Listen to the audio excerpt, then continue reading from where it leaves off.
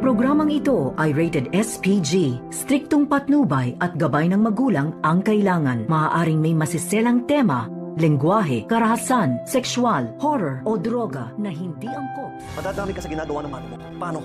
Kapag nagising si Sir Pepe. Alam ko, okay? We're done!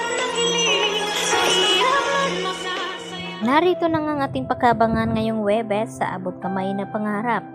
Sa wakas ay nagawa na ngang maipakilala ni Giselle itong kanyang anak na bago daw dito sa Apex Hospital at makakatrabaho, at hindi lang iyon, pati na rin itong si Eric.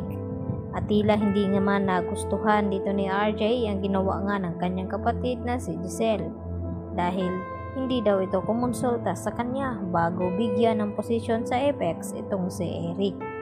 At hindi nagtagal ay pumasok na rin dito si Eric sa conference room kung saan nag-uusap itong dalawang magkapatid. At dito naman na sinabi ni Eric sa kanila na qualified naman daw itong si Eric sa ganong posisyon dahil sa may hinahawakan daw siyang ospital sa Amerika.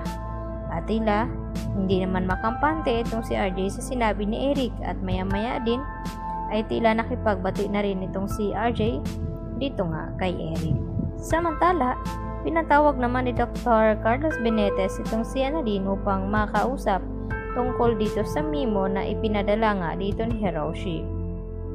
At dito nga na ipinaliwanag dito ni Carlos Benitez kung bakit hindi daw niya pipirmahan, dahil baka mas mayroon pang mas nangangailangan sa slot na iyon kaysa kay dito kay Annalyn, dahil hindi naman pwede na ibang makikinabang at papuntahin itong si Annalyn sa Japan na ngayon nga ay tila lilipat na sa Apex itong si Annalyn. At ang sagot naman ni Annalyn dito kay Doc Carlos na hindi pa naman daw ito sigurado dahil pag-iisipan pa daw niya at kinakailangan tapusin niya muna itong second year residence dito nga sa East Ridge.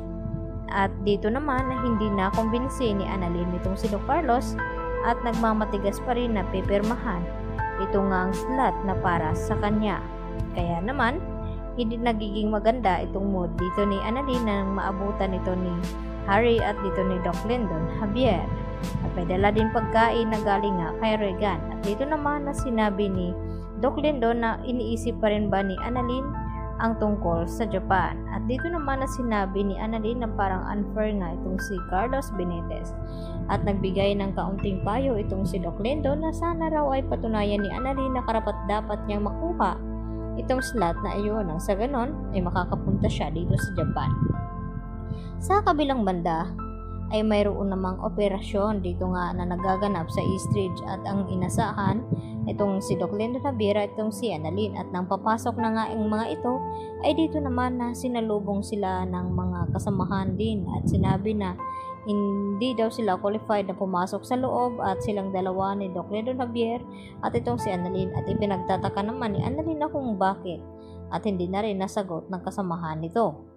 At maya-maya din tumawag naman itong si Carlos dito kay Zoe upang ipaalam na baka madadamay itong kanyang anak sa mga pinagagawa ni Moira, at nalaman niya na nasa Japan nga ito. Kaya yun pala ang dahilan na kung ayaw payagan ni Carlos Benitez na magtungo roon itong si Annalyn sa Japan, dahil alam niya na naroon itong si Zoe.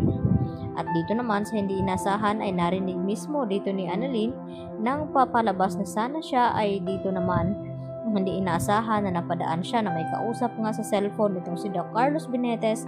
Ang kausap nito ay Zoe, at narinig niya na baka kapag nagising daw itong si Don Pepe ay baka makukulong itong si Zoe at maradamay sa mga pinagagawa ni Moira. At nagulat itong si Annalyn na kung bakit nasangkot ang pangalan ni Zoe sa sinabi ni Doc Carlos Benitez. Yun pala ang dahilan na kung bakit hindi pipirmahan ni Carlos Benitez itong slot na para sana dito kay Annalyn. Kaya magkakalaman na nga ba na ngayon nga ay tila natatakot na itong si Carlos Benitez na madamay ang kanyang anak. Yan ang ating pagkaabangan bukas mga kapuso. Dito lamang yan sa Abot Kamay na Pangarap, at huwag niyo po sanang kalimutan paki-like ang video na ito na kung ikaw ay naniniwala na mahuhuli na nga ba ni Annalyn itong si Carlos Benitez. Yan lang po, at hanggang sa muli. Bye-bye!